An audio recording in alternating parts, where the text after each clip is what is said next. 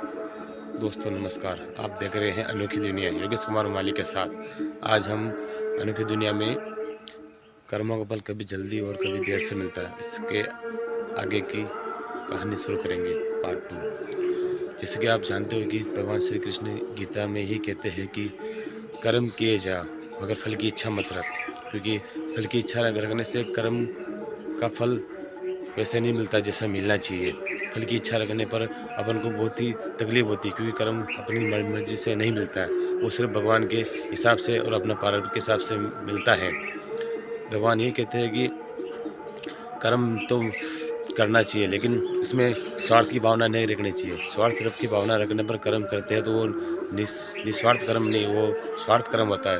हमेशा कर्म निस्वार्थ करना चाहिए, उसी का फल अच्छा मिलता है। स्वार्थ वाला कर्म में कोई फल नहीं मिलता है, अभी तो और तकलीफ देता है अपन को और बहुत ही समस्या में डाल देता है। भगवान ये कहते हैं कि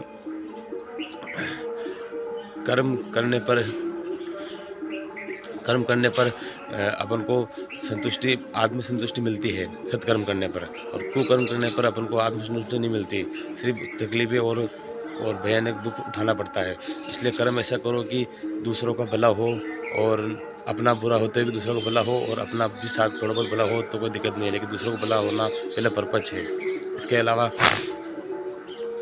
कर्म कर्म करने से अपना प्रारब्ध बनता है। प्रारब्ध क्या होता है कि जिसमें अपना खाता होता है लेखा जोखा ऊपर वाले के यहाँ, जिससे क्या कर्म अपना बहुत ही